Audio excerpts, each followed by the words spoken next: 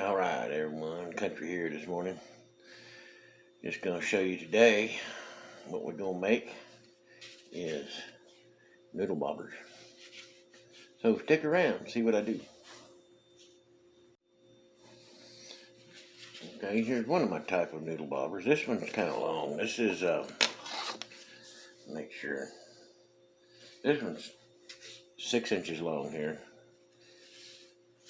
This piece of PVC pipe, one of my PVC projects again. Got so much pipe I don't know what to do with it. Stick it through the middle. Drill a hole here, and I drill a hole up here. And on this one I even got some reflective tape on it so I can shine my light out there and I can see it. Tarred line that's tied on here, I tie it on and just, well, you loop it through the hole. I loop it through the hole and then I tie it in. But this can be used like this, or it can be used as a bobber, which I'll show you in a little how I do that.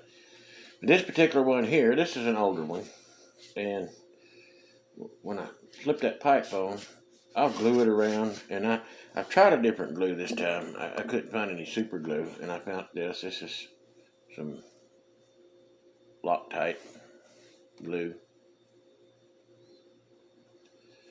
all-purpose glue, extra strong. Well, I just got through making some of these and I tried it. And that took about 2 hours and this still isn't dry. So I don't trust it that it's going to dry. But eventually anyway, the glue starts to come loose in here and break loose. So you just take some little zip ties. Pull the zip tie on real tight. And tie it. And it's not going to slide then, it stays. Works pretty good. This hole in the top right here, there's several ways I can use that. So you'll have these holes in the river. There'll be deep holes in the river when the river falls out. It's left. It holds big fish, and there may be just a trickle of water coming in, a trickle of water going out. The bait fish are coming out and going out. They can swim in the little shallow part where it comes out, but the big fish will be trapped in those deep holes. So you can take one of these noodles, and you can put just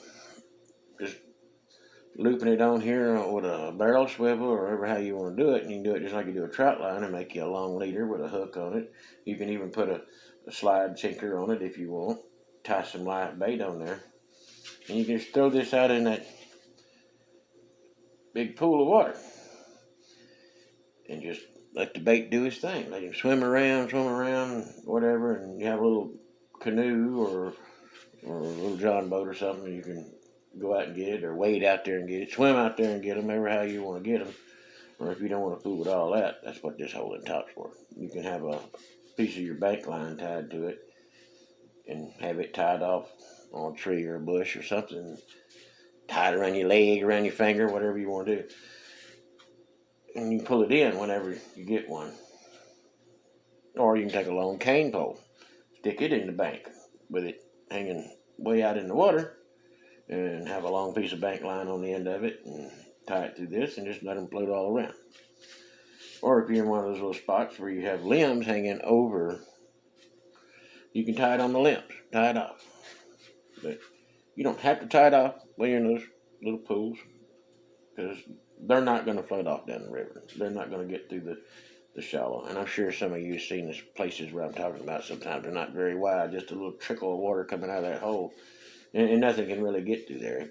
If your bait ends up down there, he's not going to be able to get across, because he's not going to be able to drag all this and the weight and everything. And this isn't going to go through there. But you stay there with it. You watch it. You don't just go off and leave it. A lot of people go off and leave them. And then they have all kind of problems. They never catch any fish, and then they lose all their noodles. So that's one thing to do with these. And a lot of this stuff I'm showing y'all is stuff that I've done for years. I mean, somebody can claim on their channel that they invented it and all that, but they didn't invent anything. Just somebody else's ideal. They're just playing off of it. Now, let me show you with this how I am rigging this bobber.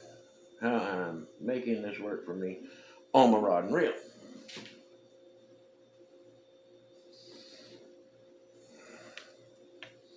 And yes, I am using big closed face reels. This is a Zebco. This is a Zebco 733.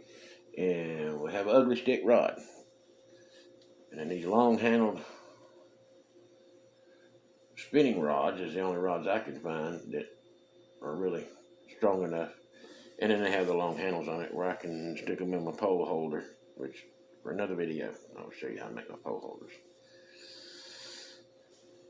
They just work much better. I got a few of the long trigger rods, and not a big fan of a trigger rod. It's some kind of old fashioned. I used to use spinning reels a lot, but you're on the sand in the river and everything's getting sand all in it and getting all messed up. I just went back to the old tried and true Zebco here about 15, 16 years ago, and it's the way I stay. So, I'm going to see if I can get all this right here without hooking myself. First thing I done was I turned this noodle right here. It's hooked up on a slide. And the way I got all my materials was this. These little packages you get like this at Walmart. It's got all the different size hooks and bobbers, and there's a lot of this crap you'll never use, but I get the red beads, and then I get these bobber stops, little rubber bobber stops, which there is a way to tie a knot in your line and make it a slide. You can slide it up and down, slide that knot up and down. There's ways to do that, but I just use these this time because they come in the package. And that's how you get some of the stuff you need. The individual stuff sometimes is kind of getting a little short on it. It's hard to find now. But here is the little stop right there. And it'll slide up and down. It's pretty tight on there, and it slides up and down. And here's a red bead. And that red bead, what that does is it stops that from coming through. And then I put one on the bottom then of where it's going to be. And this swivel just rides up and down between the two beads, and it doesn't come off the end down here. Well, to start with, this is about this. I don't know if you can see it on the video, but this is a 20-pound braid spider wire. It's a smooth line. I like the smoother lines. And for this pole, this is my medium action kind of stuff. So it's 20. My heavier stuff, I may have 30, 40 pound test on it. And if you notice on the end of that line right here is a barrel swivel. It's a stainless one. It's the heavy duty ones, and that's what you have to use on your line. Any place it's crucial, you need to use the steel, stainless steel. The heavy duty brass, it works pretty good for a while, but the stainless steel will always be there. And all I done was just like I made the other noodle bobber I showed you, and I put one of the little brass ones here. I used the heavy duty ones here, but you can use the brass and don't waste all of your stainless steel because they are kind of expensive. And it's just looped on. And then that's how it's able to slide up and down my line without a lot of friction then. And you can set this as long as you want, as long as your fishing pole or as deep as you want it. The reason why you want the floating bobber is not really actually a bobber like for pan fishing. This is just maybe a strike indicator, just so you can know when you're getting one of them little slow nibbles, and you can watch it and be ready. It's not necessarily a bobber like for pan fishing, but anyway. It's a strike indicator. Now, from the end of the line here, I put a swivel, okay?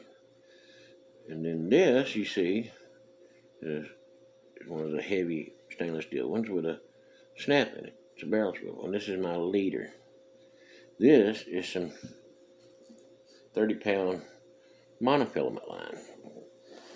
And I use it because that's where my sinker slide is going to go. And it just handles the weight better and abrasion a little better than the nylon does. So, again, it's the same as I just did this floater on here. It's got a snap swivel right there, and then it's got a red bead, which was in that kit. And then I put another red bead on it. So you got 2 beads on there. And then I come down to the other end then, and there's another one of them, the stainless steel heavy duty. And this is a 3/0 hook. I believe it's a 3/0 circle hook. And you hang your live bait, hook him on there, and he'll dangle under here. And he can swim around, go everywhere. Let the bait do what the bait's supposed to do. And usually on my leaders, when I put these on, these steel ones, it's hard for me to do it with my fingers. I have to use my pliers to open that. And then you notice the little opening there. I'll kind of mash it back with my pliers just so it doesn't come loose. Okay, now, between those beads that was on there, I take a small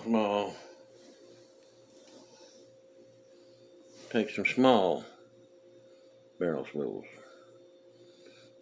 out of brass. The ones I don't ever use or won't. And I pull me off like maybe 11, 12 inches of lighter line, like 15-pound test or 10-pound test. Something really light that's going to break away. That's what this is made for, break away. End of that snap swivel is I have a couple of these sinkers. The other end is between those beads, of course, and it will slide up and down the leader. Slide all around. What happens is that sinker goes to the ground, and that's the part that gets hung in all the snags, and that's what breaks you off. It's the sinker. Unless your live bait swims under something and a bush or something, and then you break off the rest of it. But this should help you get him out. It's not going to hook a 30-pound test, and these type hooks aren't real snaggy like, but well, I kind of like these, and plus the bait hangs better on it.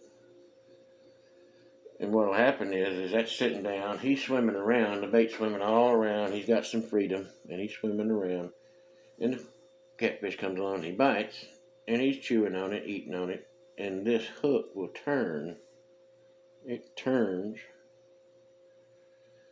and it hooks him in the side of his mouth, not in the hard bone on top and bottom. And that's how you get them. And you can watch your little bobber, it'll be bouncing around and doing stuff, and you know you're getting a bite. But there's all kind of slack in this to where he can just take it and go on his own, chew on it for a while, get a hook. Don't be in a hurry. Whenever you see the bobber going crazy, don't be in a hurry. That don't mean you got him. Just let him catch himself. And that's why you put so many of these swivels in it, so there's no way that he can twist and turn and twist it all up. And you'll see when you get one of them big ones, you'll see how they twist and turn in the water, and they'll twist your line all up until they break it off. And that's how they break off. And when you start reeling him in, then if dragging across snaggy stuff and your weight gets hung, it's just going to break off. It's a lighter line. The rest of it all stays. And you reel it all the way in until you can reach out and get the fish, because it depends on where you have your bobber set at. It may not be able to reel it all the way up to the end of the pole, but you shouldn't do that anyway. Reeling it up all the way to the end of the pole, that's how you break poles. That's kind of how I do this rig, and some of you are probably saying, "No, it kind of sounds like a three-way." Well, it is similar to the way I used to do three-way rigs, but some of the hardware, there's a lot of hardware goes in this, and some of the hardware I couldn't find anymore, so I just started finding other ways to do it. As far as sinkers go, I've used nuts and bolts and whatever you can find that sinks. If it sinks, it's going to work. You can tie a rock on it. Anything that sinks. It don't have to be lead. This is how to do it. So maybe this will help a few of you catch big fish, and when you're fishing in those snaggy spots, this is how you catch them. And that's where the big ones are going to be. They're going to be in them dark holes like that, in those snaggy spots. Still not right yet to go out and find those spots on the river right now. It's still raining, still getting a lot of rain. Checked it yesterday, went out to the river, and it's high and done all blowed out. So when that river starts to come down and they start getting trapped in them big holes, that's when they're going to bite. That's when they're ready. You got to get them when that river's falling, catch them in them deep holes. So, I'm back on this. Different lengths. Just do some different lengths. That one's like 4 inches for a bobber, and this other one that I have that I use for my noodles is like 6 inches. So you can play around with that. Make them any length you want to. It's all up to you. The color's all up to you. Whatever you want to do. Whatever makes you happy. So that's about all I have today.